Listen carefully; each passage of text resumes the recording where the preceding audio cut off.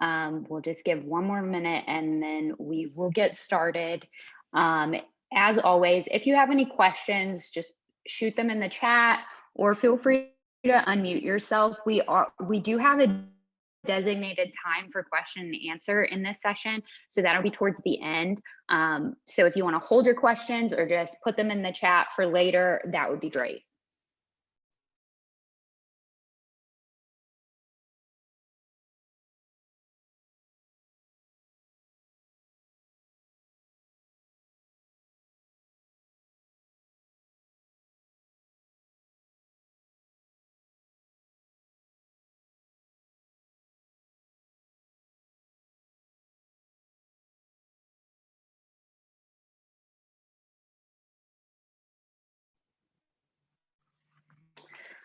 All right, good afternoon, everyone. I am Sky David, the Nc Casa staff attorney, and today we're going to be talking about Title IX for advocates. We're just going to go through some of the new federal regulations, talk about those, and then talk about what the Title IX process looks like on a college campus, how you can be supportive of students, and possibly act as an advisor if you so choose. So we will get started. As always, we want to just start with a little background on Nc Casa. We are an inclusive statewide alliance working to end sexual violence through education, advocacy, and legislation. We do use a social justice framework. Our work is done from a strong intersectional social justice perspective. By centering our work around marginalized communities, everyone is served. Some of the work that we do at Nc Casa is to organize and sponsor trainings related to sexual violence like this one, support our rape crisis centers across North Carolina, resource share, and provide technical assistance. We do have a legislative agenda and policy change, both at the local, state, and national level. We do anti-human trafficking outreach, prevention education, and we work with colleges and universities. Just a couple acknowledgements here. For our training overview, like I said, we're going to do that brief overview of federal Title IX new regulations. Those went into place on August 15th, 2020, so they're fairly new still. Go through that process of a Title IX investigation and responding to a request for an advocate, kind of what your role can be if you choose to be someone's advocate during the process. And then we'll open it up for the question and answers. Questions can be shared in the chat or sent to me directly. So I'm going to both start and finish with this flowchart. I created this chart just to give folks an easier view of what that Title IX process looks like. There are some standards that first a complaint at the Title IX, with Title IX has to start with. It has to meet those standards for the school to be able to proceed with a Title IX investigation. And so those are in red. And if the school must dismiss, the investigation stops. And if it meets those standards, it moves into this blue phase here, where that's kind of like your fact gathering and investigative report. And then at the end, there is a live hearing if you're on a college campus. If it's a K-12 institution, that's optional. And then your green part is your determination of responsibility, which is akin to like guilty or not guilty in a criminal system. And then there's an appeals process, and then it is concluded. So this is a small visualization of what happens during a Title IX investigation.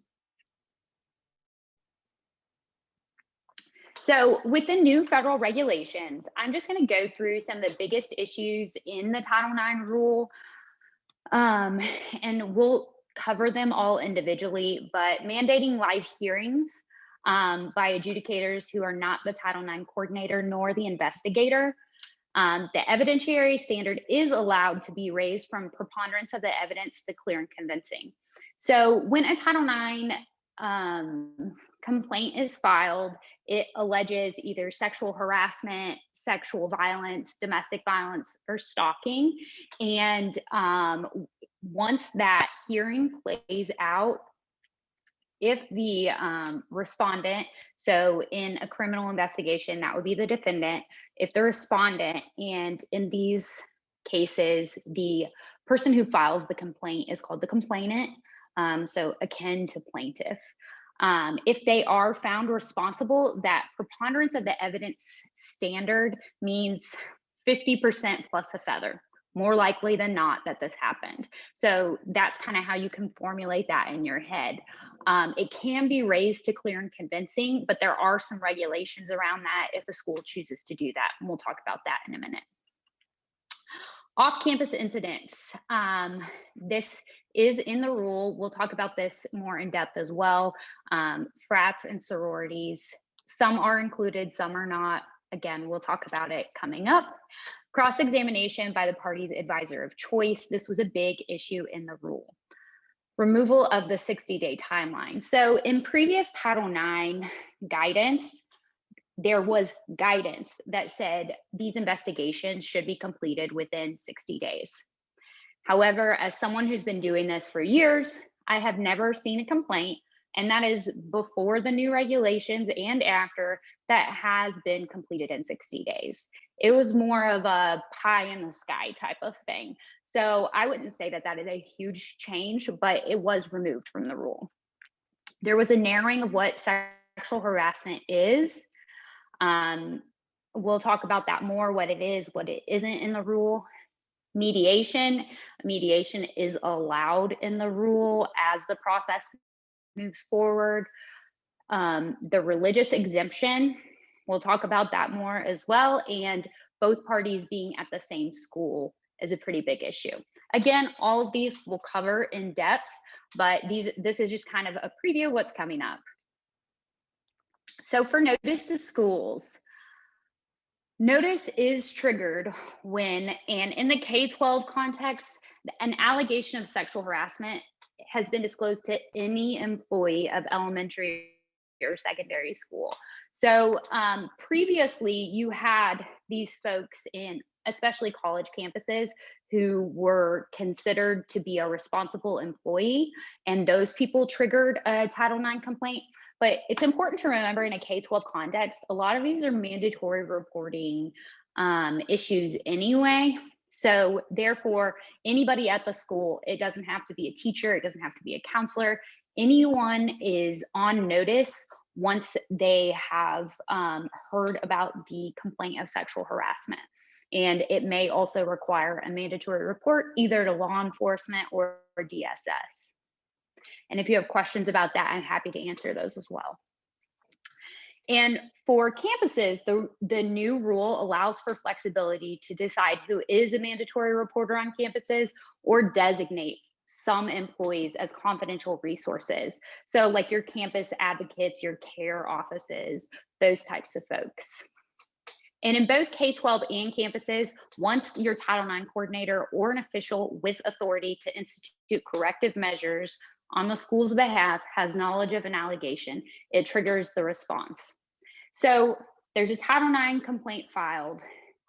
Depending on who knows about that complaint, if it's a formal complaint filed, the school is on notice and they must investigate. That puts them up with the federal guidelines.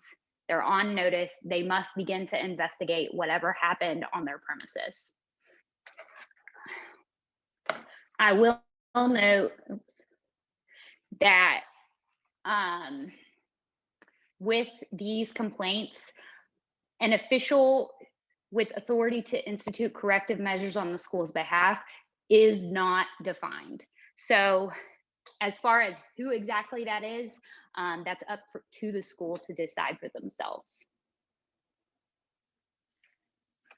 Another issue I want to talk about is the deliberate indifference standard. So once that school has the complaint and they must look into the complaint, they must respond in a way that is not deliberately indifferent. So that means it's not clearly unreasonable in light of the known circumstances. What would be clearly unreasonable? Well, for one, not doing anything at all. Clearly unreasonable, especially because it is a violation of federal law not to look into the complaint. So schools must provide supportive measures to the reporting party. So your complainant, they have to provide some supportive measures. And what are supportive measures? So let's say you have a student who notes that in their complaint, they were raped by another student. So those supportive measures during the investigatory process would be things like allowing them to change classes or move dorms or put a no contact order in place. And a lot of schools go ahead and do that off the bat. They just give both parties a no contact order. So those sorts of things, and that's during the investigatory process. And the school cannot restrict rights such as the First, Fifth, or 14th Amendment. That's added in the new regulation. They must also respect the reporting party's wishes to whether the school investigates. So if your complainant, and by the way, complainant and reporting party here are interchangeable, but if your complainant files a Title IX complaint and then decides that they don't want the school to investigate, the school should respect their wishes. There is some leniency in the rule for that. The school could move forward without the participation of the complainant. But this is new in the rule. If allegations don't meet the standard for sexual harassment, or the sexual harassment doesn't occur on campus or not within an educational program or activity, they must dismiss the complaint. For religious exemptions, there is a specific exemption for religious institutions to be exempt from Title IX obligations. Just as a general rule, every school that accepts federal funding is obligated to abide by Title IX. And so for an exemption to apply, schools can say that they have a religious exemption by submitting in writing to the Assistant Secretary a statement that identifies the provisions of this part, and this is from the rule, so of the federal Title IX rule that conflict with a specific tenet of the religious organization.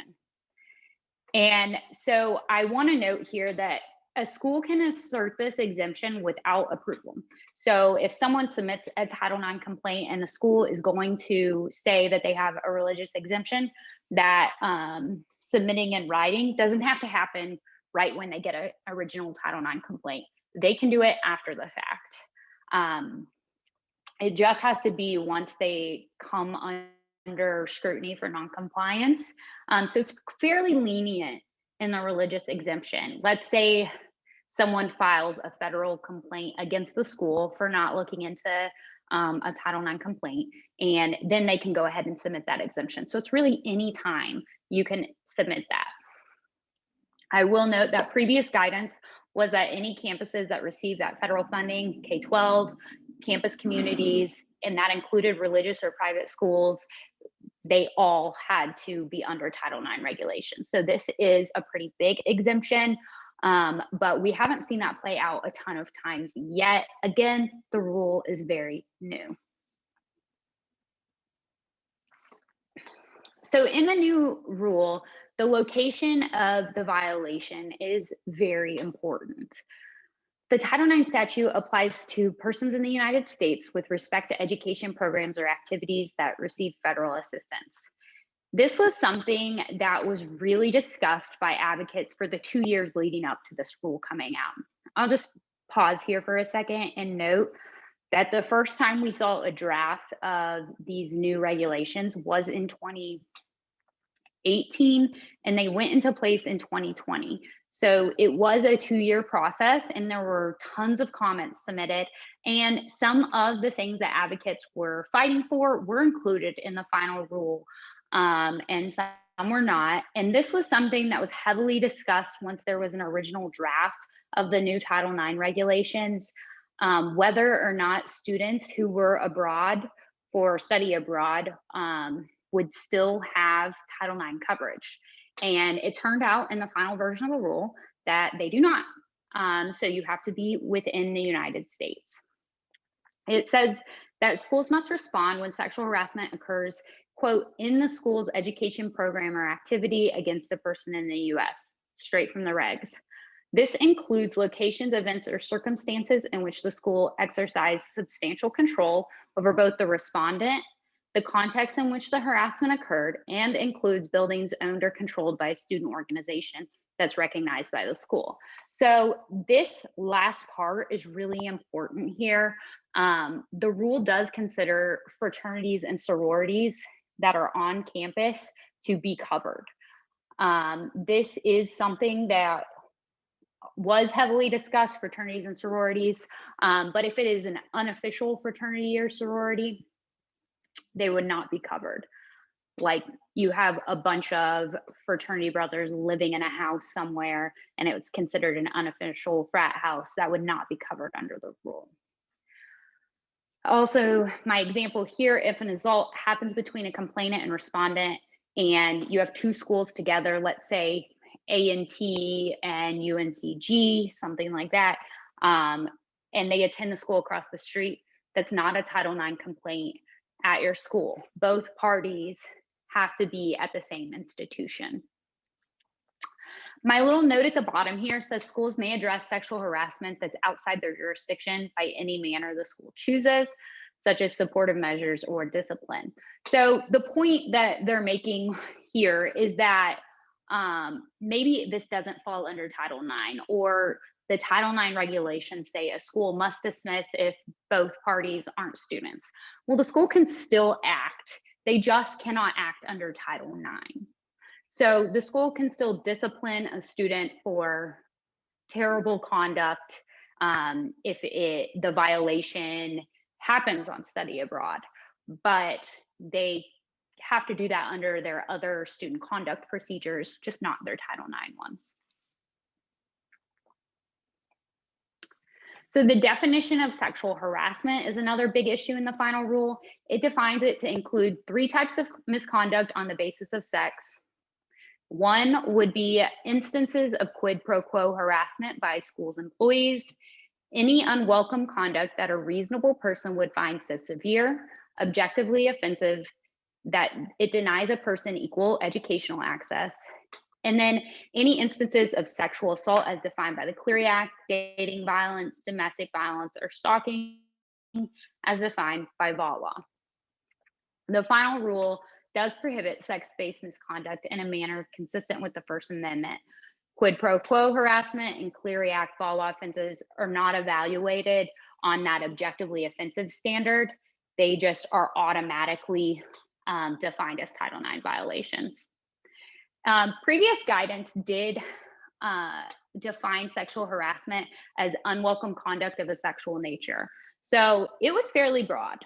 And that was one of the harsh criticisms of that previous guidance. And I'm just going to note that the previous guidance was just that, guidance. It was not, it didn't have the power of the law behind it like these new regulations do. So these are more concrete. But as you can see, that was narrowed down from unwelcome conduct of a sexual nature to these very specific acts. I did include a little positive here. Stalking was not included in the previous guidance and now is in the rule.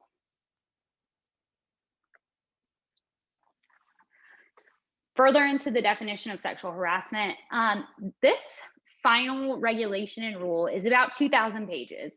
And it includes a lot of footnotes and comments, feedback from what people said. And throughout the rule, the writers of these regulations really used a lot of Supreme Court definitions and case law to make their case. So the final rule does use the Supreme Court's Davis definition.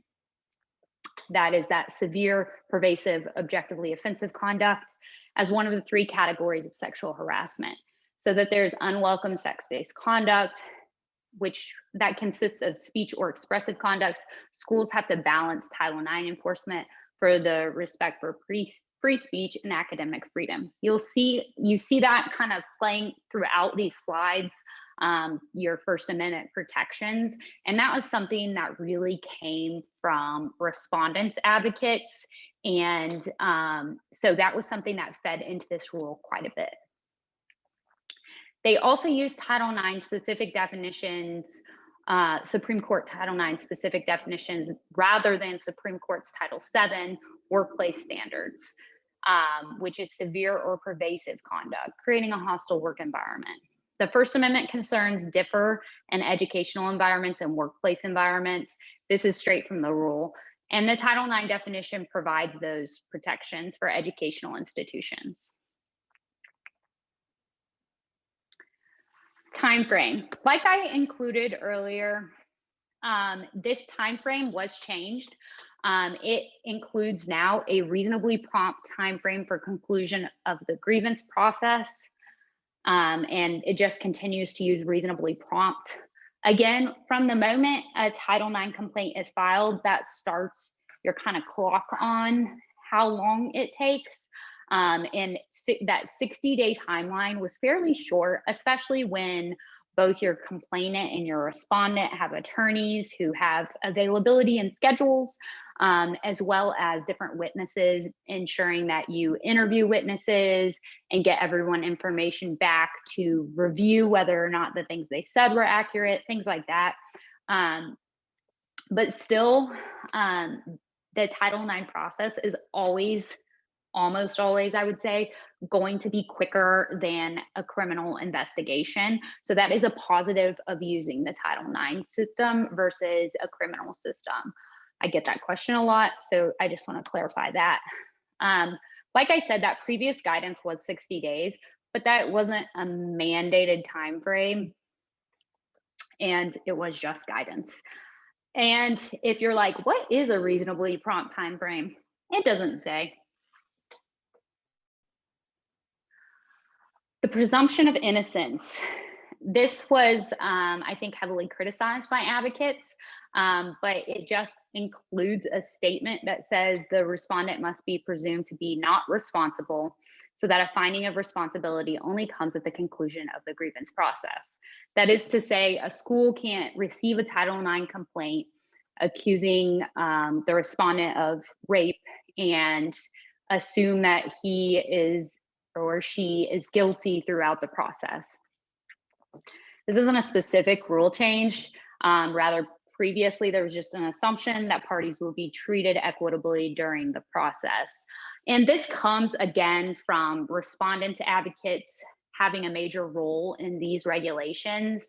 And we've heard through the last few years when there have been a lot of litigation targeted at schools about respondents being found guilty or responsible before the hearing process begins, or that schools didn't treat respondents fairly. So that's kind of where this language is coming from. Does it make a real change? No.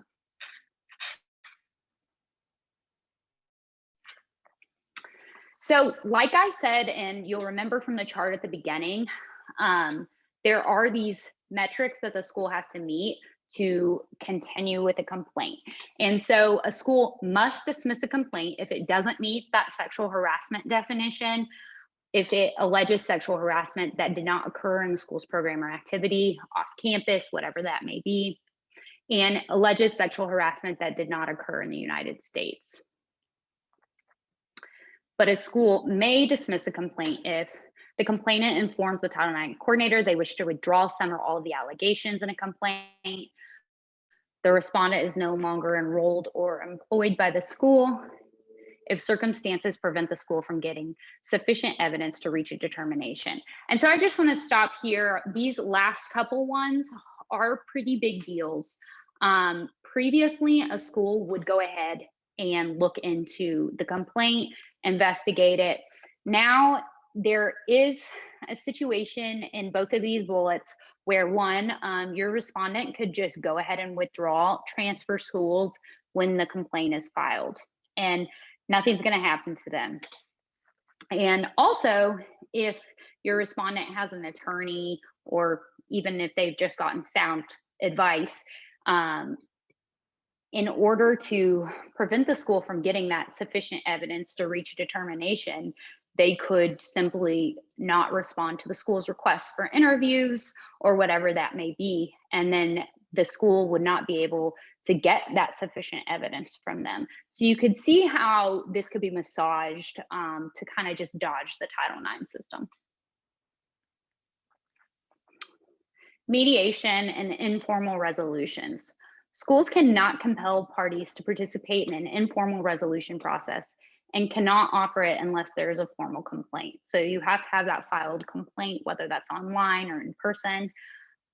Mediation or informal resolution can't be used when there's an allegation between employee and student. So the rule does bar that. That's a positive. Parties have to voluntarily consent to the process, and that must be written consent. And any time prior to a resolution, either party may withdraw from the process and resume with that formal complaint process. So there could be mediation instead of a hearing. And there are a couple reasons that this could be used. One would be a restorative justice frame or lens, that maybe your complainant wants to move forward with that. And that's completely okay. And that's something they can do. But also it can take less time and be potentially less traumatizing than the hearing process where there is cross-examination. I will note here, it's unclear. The rule uses pretty broad language around the facilitator of these informal processes and who could serve in that role.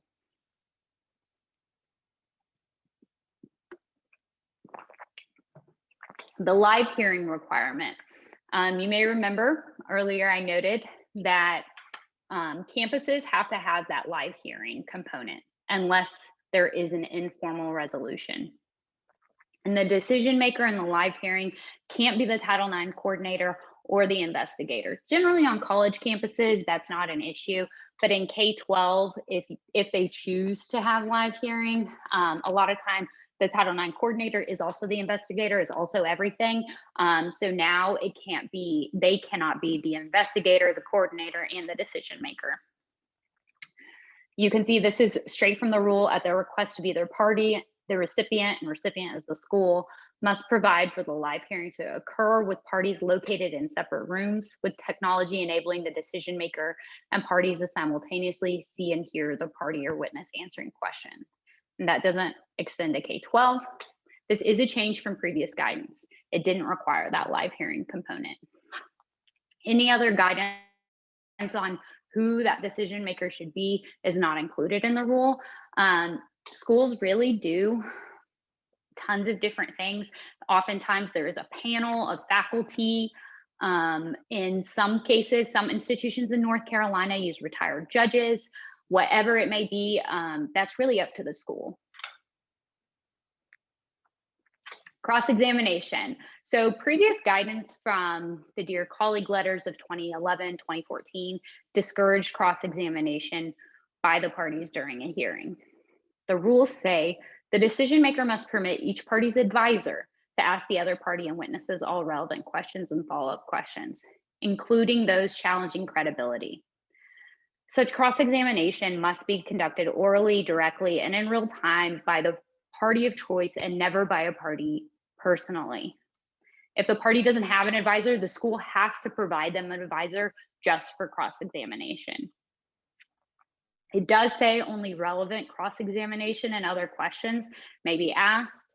And if you're wondering about sexual predisposition, prior sexual behavior, not relevant unless those questions and evidence are offered to prove that someone other than the respondent committed the conduct alleged by the complainant, or if the questions and evidence concern specific instances of complainant's prior sexual behavior with respect to the respondent and are offered to prove consent. So it's a little cagey around what that prior sexual behavior how that could be brought in. And generally it is, I'm just gonna be honest with you, generally it is. Unclear how many advisors a party is entitled to have in the hearing. A lot of North Carolina institutions that I have had hearings at allow for an advisor and then a support person, and your support person generally can't speak during the process, but the advisor can speak anytime on behalf of the student. So after that live hearing, there is a determination of responsibility. And once that has been made, a school must offer both parties an appeal from that determination and from the school's dismissal of a formal complaint or any allegations on these bases: procedure irregularity that affected the outcome, new evidence that wasn't available at the time of the determination, or the Title IX coordinator, investigator, or decision maker had a conflict of interest or bias. So previous guidance recommended that schools provided an appeals process, but didn't really outline that guidance. Retaliation. The rule explicitly prohibits retaliation, stating no person shall intimidate, threaten, coerce, or discriminate against any individual for the purpose of interfering with any right or privilege secured by Title IX. So it just prohibits retaliation. There is specific new language that states charges against an individual for code of conduct violations that do not involve sex discrimination or sexual harassment, but arise out of those same facts, or report or formal complaint of sexual harassment, that does constitute retaliation. So filing some other disciplinary action towards someone who filed a Title IX complaint, that is still retaliation. It does note that a false statement made in bad faith is not retaliation, and specifically clarifies that the exercise of rights under the First Amendment does not include retaliation. Like I said, that First Amendment provision, it's all over the new rule. Some issues that weren't addressed in the new Title IX regulations include a uniform definition for consent. That's not included. It's really up to schools. And even looking through different schools in North Carolina, they do define consent differently. It also doesn't include specific training for those involved in the process beyond basic training on sexual harassment. The scope of the campus or school's education program or activity, how to conduct an investigation and grievance process, and how to serve impartially. So it kind of gives you those basic things, but not what needs to be included. So in order for Title IX to kick in, you need all of these things: actual knowledge. So, once there's a formal complaint, or the Title IX coordinator or someone with that ability to institute corrective action, once they have knowledge, that's your actual knowledge within a university program, property, or activity. So that can be on campus or at some sort of extracurricular fraternity, sorority, against a person in the US, not study abroad, and if it's sufficiently severe, pervasive, and objectively offensive. All of these things have to kick in to trigger that Title IX response. I did get this from UNCG. So now I'm going to talk about the process and kind of how advocates can play a role in it. So filing a complaint. In order to begin that formal Title IX process, you have that formal complaint. This is usually online for campuses. And what is a formal complaint? I have been saying that again and again. It is the document filed by the complainant or signed by the Title IX coordinator alleging that sexual harassment against a respondent and requesting that the school investigate. I pulled this off of, I think, Chapel Hill's guidelines, where it just says report to law enforcement, report to the university, report anonymously. So you can kind of click out what you want and file your complaint that way.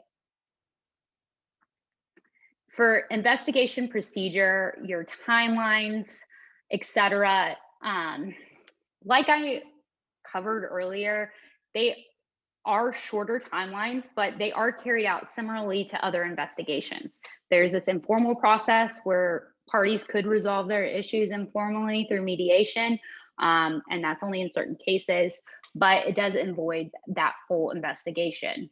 In a lot of schools, really kind of market that to students, saying, if you want this done quicker, we can do an informal mediation. And I always tell my clients, and if you are advising a student in this role, I would note to them as well that the school's obligation here is to the school.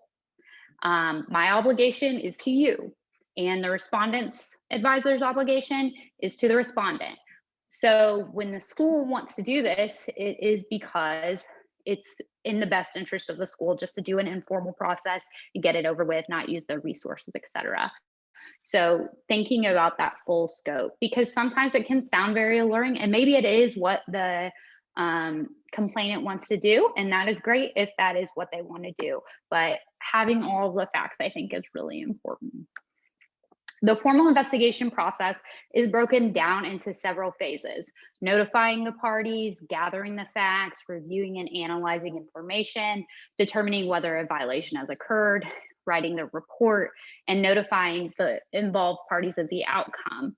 So that is that investigatory process, and the investigator or investigators spend some time with both parties, any witnesses, and then they write a report generally. And generally, the report states whether or not the school believes there's enough evidence to move forward. And some schools go ahead and say what they believe should happen, and then the hearing comes. So at the end of the investigative process, you have a final report, and off of that report is what the hearing refers back to, if you will. Each phase requires a lot of time and effort, but the Title IX investigator must be prompt in initiating that investigation. We don't know what prompt means. Investigation procedures. So some of the first steps. So your Title IX office, that will be your Title IX coordinator, other personnel, your investigators, your hearing coordinators, those folks are all involved in your process. They must notify the involved parties that a complaint exists and an investigation will begin. The notice that goes out to both parties has to include information about the process, the allegations, the complainant's and respondent's rights, the policy that the behavior violates, and contact information. Generally, the notice, when it's sent out to parties, asks them to provide some availability to be interviewed. The next step, if parties decide to proceed, mostly the complainant, is to gather information related to the allegations. So your investigator is going to gather documents, files, audio recordings, video recordings, social media posts, cell phone records, and both parties are going to be interviewed unless a party refuses. That could happen. They will each explain, and then they will ask for the names of witnesses or any other details that could be pertinent. Once investigators have completed that process, they issue that report that I was referring to. And in the rule, it states that both parties have to have 10 days to review and comment on this. After the 10 days, decision makers decide if there's enough evidence on that more likely than not standard, or it could be clear and convincing. I haven't seen a school that's used clear and convincing yet. So generally, it's the preponderance of the evidence standard that there was a violation of the school's policy. And if there is, the school can move forward with a hearing. If there isn't, the school can say that they're going to dismiss the complaint. If they do, then the complainant and the respondent could appeal that decision as well. Again, with the informal resolution, anytime during this process, they could agree to that. So moving into the hearing, where if you're going to act as an advisor to someone, this is really where your meat for preparation and supporting your student come into play. As far as decorum goes, schools could have rules that require advisors to be respectful. I'll note that a lot of North Carolina institutions make you read kind of a decorum letter and sign it in order to participate in the hearing. And they could also prohibit abusive or intimidating questioning, deem repetition of the same question irrelevant, specify the objection process. I've been in some hearings where the opposing parties counsel continues to object like we are in criminal court, and that's actually just not how it works on a college campus. Like, it's not a court. So a lot of times the decision maker will stop you and say, we only work off of relevance here. That's it. Stop with these objections. Govern the timing and length of breaks.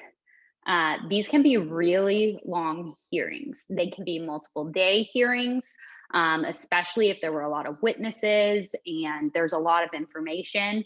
They can be short or they can be long. So a lot of times schools just go ahead and schedule it to be like 9 to 5 or 2 to 8 p.m., things like that. They'll go ahead and schedule so you kind of know what you're looking at. They can allow for the removal of advisors, and they can require that parties make opening and closing statements. So in that way, it is very akin to being in a courtroom. General outline of the hearing. Generally, the school is going to go first. So let's say you're acting as an advisor to a student in one of these hearings. You get into the hearing and the school is going to outline their investigation. They'll talk about what they found and what the school deemed to be a violation. And then both parties' advisors, so that could be attorneys or just a support person, can ask the investigator questions. And then the hearing panel or the decision maker can also ask them questions. And then the complainant generally makes an opening statement, not in all schools. Then they can make a statement. They could be asked questions by their advisor and by the respondent's advisor. So that's your cross-examination period. And then sometimes you can go back and your advisor can clarify things. Then you have the same process for the respondent. Let's say the respondent's advisor asks questions, then the complainant's advisor asks questions, the hearing panel can ask questions, and then you have closing remarks. If there's any witnesses, witnesses are in here as well. So as far as the advisor role, generally schools do permit an advisor of choice, and that can be an attorney and a support person. Not all schools are like that. Some only allow one, but most of them do allow two. The advisor can speak for the represented student, but generally, again, this is generally the support person is not allowed to speak in the hearing. They're simply there for support. A student may ask an advisor to be an advocate to be their advisor. This would mean accompanying them to interviews, asking questions during the hearing, and helping them prepare for the hearing and the hearing process. That's like drafting your opening statement, your closing statement, questioning for clients, questioning for witnesses, questioning for the respondent. So if you are considering, or if your center is considering being advisors for students, what I would recommend is knowing that this is going to take a good amount of your time. Again, I would love to say that 60-day period is what it looks like, but generally I would say 4 or 5 months. And once you get close to the hearing, you should probably prep your student. So I would say once you're closer to the hearing, you should expect to spend, I don't know, 10 hours a week in the weeks leading up to your hearing preparing. And that can be fairly time consuming, but also you could do more or less depending on how heavy information is on the hearing. Some of the reports are very short and some are very long. So just keep that in mind when you're deciding whether or not you have the bandwidth to take on being an advisor for students. Relevant questions. Like I said earlier, general rules of evidence do not apply. So you don't have to be an attorney to be able to do this. They just have to be relevant questions. And the hearing panel or the hearing coordinator generally determine what questions may be asked. A lot of institutions require you to submit those questions in advance so that they go through the hearing panel or a hearing coordinator before you even get to the hearing to ensure that the questions are relevant and that there isn't something that stands out or you already ask it to the student and then there's sort of a breakdown. I will note here there are some topics prohibited by Title IX. Sexual activity, clothes, makeup, or LGBTQ status, sexual behavior with anyone besides the respondent at any time before, during, or after the incident, unless it's a mistaken identity, or sexual behavior with the respondent before, during, or after, unless offered to prove consent. I covered this a little bit earlier, prior sexual behavior.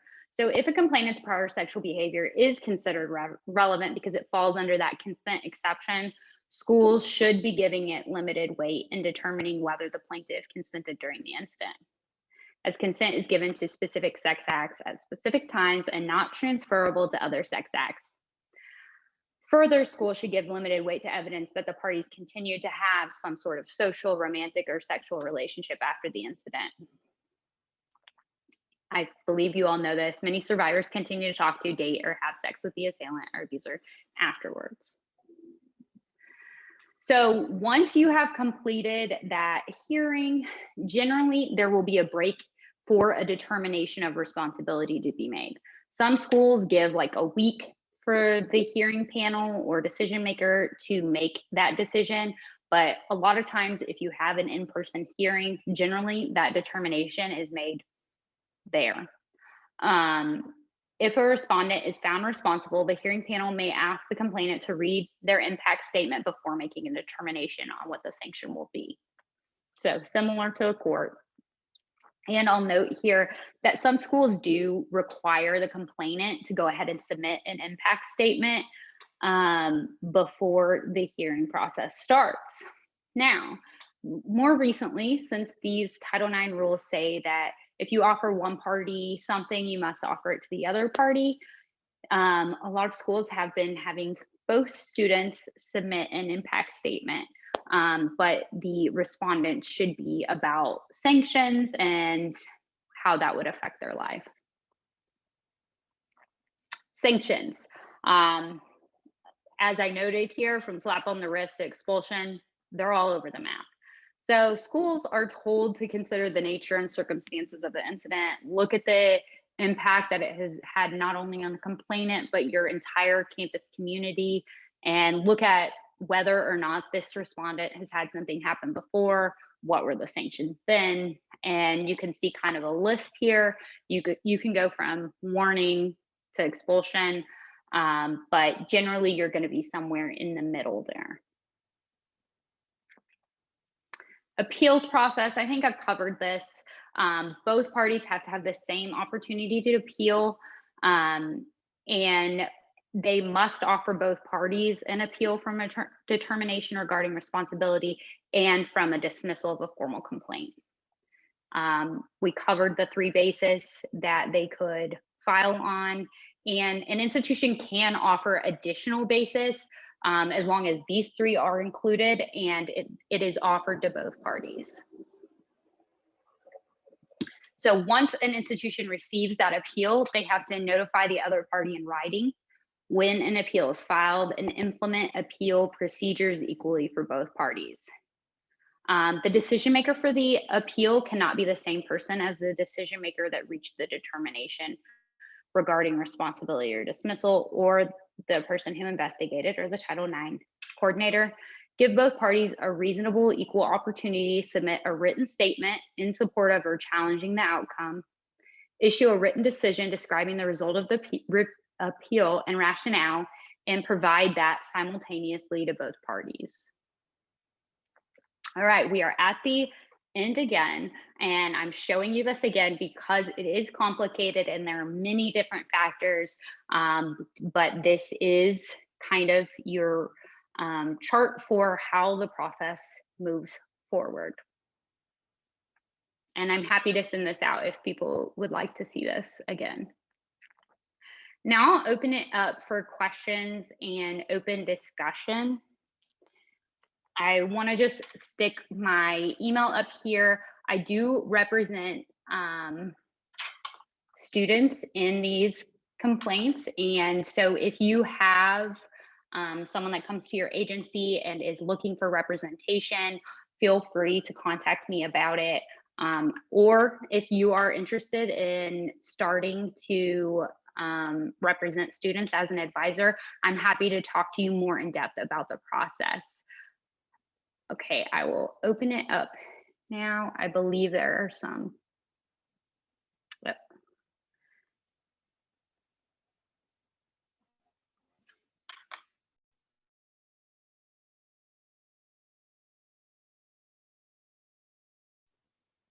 So someone asked about military schools following Title IX, such as a K-12 based school. So just to be completely honest with you, I do not know whether or not military schools follow the same Title IX procedure. I believe they have their own procedure, but I'm not positive on that, and I don't want to claim that I do know exactly.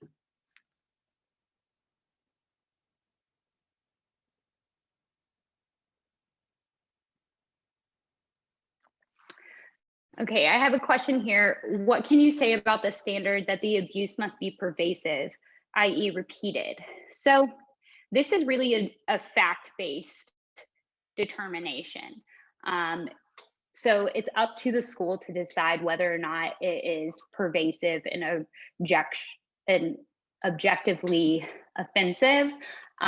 So that is really something for the investigator or the person receiving the complaint to make that decision. It's a fact-based challenge. You look at the entirety of the facts. So it could be different from school to school. I see a question asking, how often do you see the evidentiary standard to be raised to clear and convincing as opposed to preponderance of the evidence? So here in North Carolina, I want to just note that I have not seen the standard raised yet. I haven't seen it. That doesn't mean it won't happen. It doesn't mean that schools aren't using it. I haven't had a case at every school since these new regulations have come out, but I have seen schools using the preponderance standard. And I do know that all of the 15, 16 UNC institutions use preponderance of the evidence.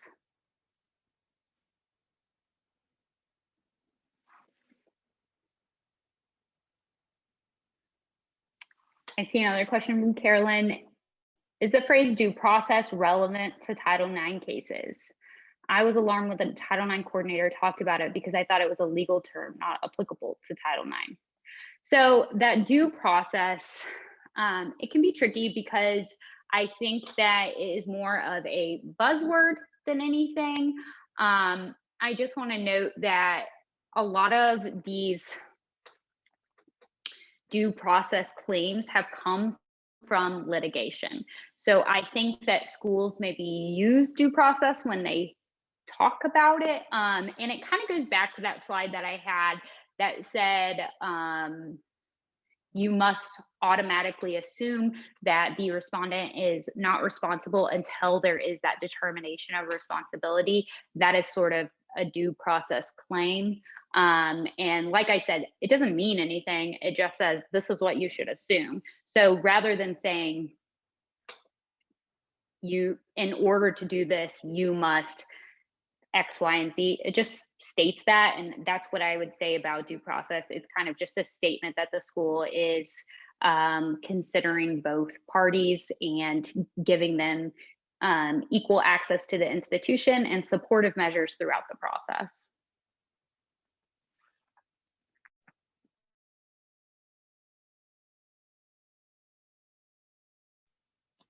Hi, Sky.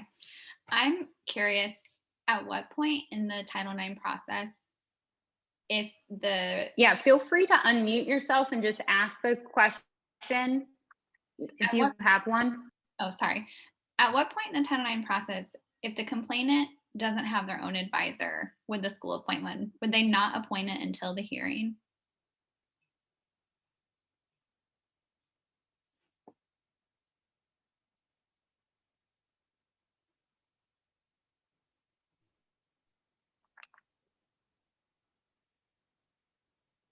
I don't see any questions right now. I will give folks just another second.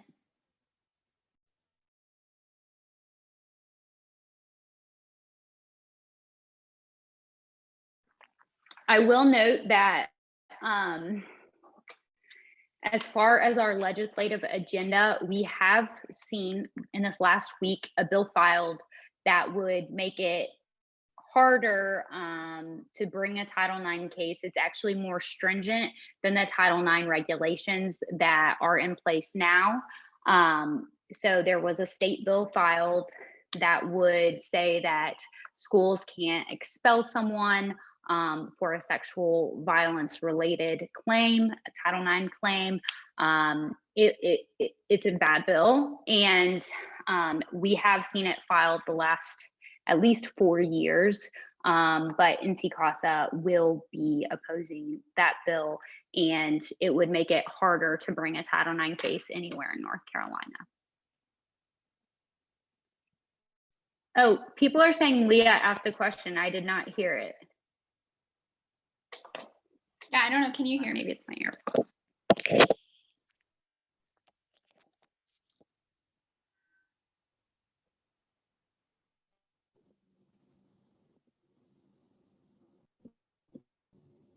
Can you hear me now, Sky? Yes, sorry. It must have been my AirPods. Oh, no, you're fine. I was just asking, I was curious, like at what point in the process would a student be appointed an advisor if they didn't have their own? So that would be before the hearing. Most schools do have a pre-hearing conference with each student, where it's right now it's all over Zoom. So they kind of talk about what's going to happen at the hearing. Sometimes there's a script that they'll give you, and they will ask about an advisor. And so if a student doesn't have one, the school will then appoint them an advisor.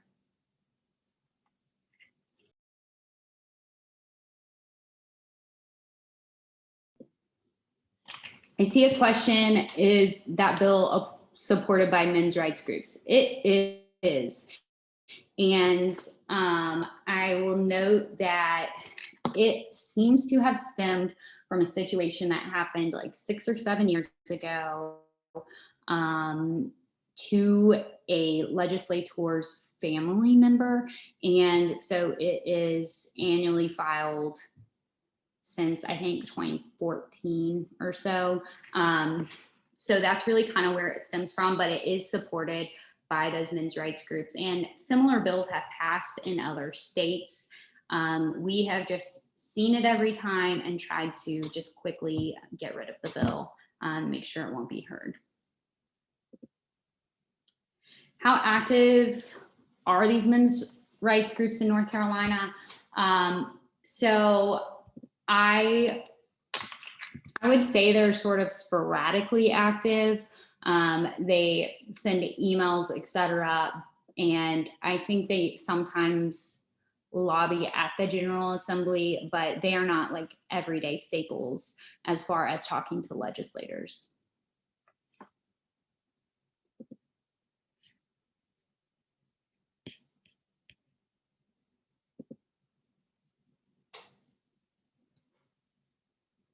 Any other questions?